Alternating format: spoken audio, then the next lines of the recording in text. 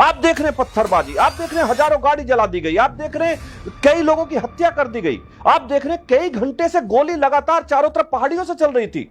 बड़े ध्यान से कान खोल के सुन ले लोग कि यात्रा, धार्मिक यात्रा, शिव की यात्रा, मां की यात्रा, कृष्ण यात्रा, राम यात्रा रुकने वाली नहीं है। हिंदुस्तान में यात्रा निकलेंगी, इसी तरीके से निकलेंगी। यात्रा तो नूह में भी निकलेगी और दूसरी जगह भी निकलेगी। यात्रा कोई नहीं रुक पाएगा। ये वही मंदिर है जहां स्वयं कृष्ण भगवान पहुंचे थे।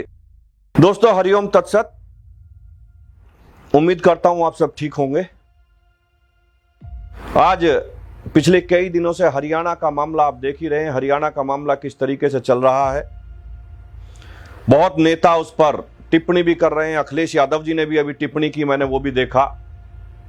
अखिलेश यादव जी भूल गए कि आपके राज में किस तरीके का आतंक मुजफ्फरनगर में उतरा था, किस तरीके का आतंक आगरा में, किस तरीके का आतंक मुरादाबाद में, कांठ में, बिसरख में।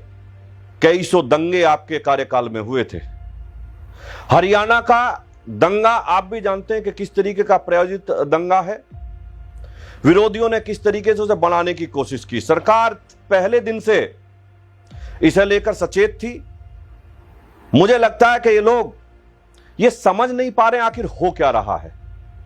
विषय सीधा है, बढ़ती हुई एक वर्ग की आबादी।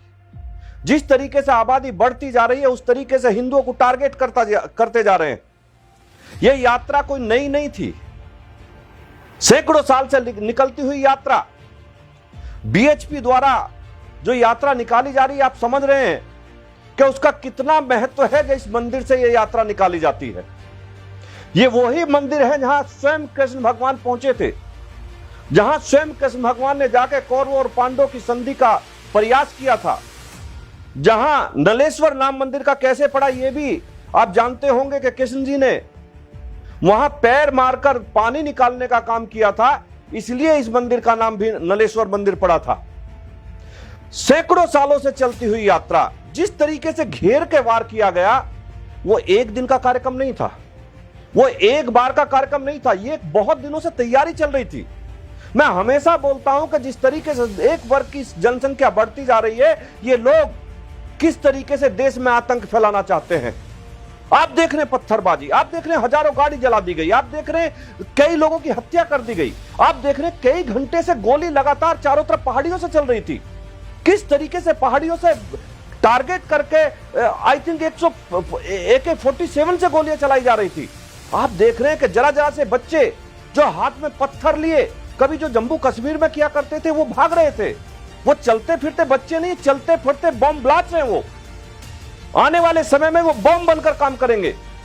मैं आप लोगों से कहना चाहता हूं कि इस पर ध्यान दीजिए। रही बात यात्रा की, यात्रा रोकी, यात्रा को रोकने का प्रयास किया गया। यह नया काम नहीं, हरियाणा में नहीं है, बंगाल में देख लीजिए। बंगाल में जब भी मां की यात्रा निकलती है उसमें पथराव होता है। आपने देखा होगा अभी देश में अनेकों जगह, चाहे बिहार हो चाहे राजस्थान हो, जगह जगह जहां यात्रा निकली उन यात्राओं को रोकने का एक भरसक प्रयास किया गया। जिस तरीके से बरेली में कावड़ यात्रा पर पथराव करने की कोशिश की, सरकार का कदम प्रशंसनीय था, प्रशंसा योग्य था। सरकार ने रोका, मुंह तोड़ जवाब दिया। लेकिन ये जानकारी के लिए बता रहे हैं कि पूरे हिंदुस्तान में इसी तरीके से जवाब दिया जाएगा यात्रा रोकने की अगर कोशिश की गई तो। मैं आप लोगों से कहना चाहता हूं, अमरनाथ यात्रा देख लीजिए। अमरनाथ यात्रा जब जब निकलती है तब तक आतंकवाद का साया वहां आता है।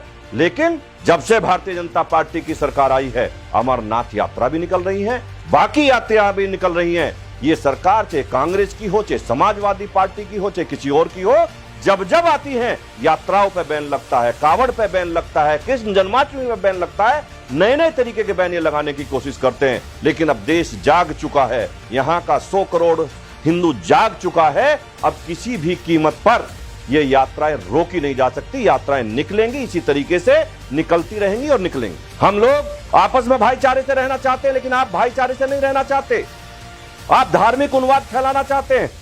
यात्रा निकलेगी, यात्रा तो नूह में भी निकलेगी और दूसरी जगह भी निकलेगी। यात्रा कोई नहीं रुक पाएगा। मैं आप लोगों से कहना चाहता हूं, लोगों से कहना चाहता हूं कि शांति बनाए रखें। मैं हरियाणा के लोगों से कहना चाहता हूं, शांति बनाए रखें। इन लोगों को जवाब तो दिया जाएगा और यात्रा निकाल कर जवाब दिया जाएगा। बहुत बहुत धन्यवाद। हरिओम तत्सत।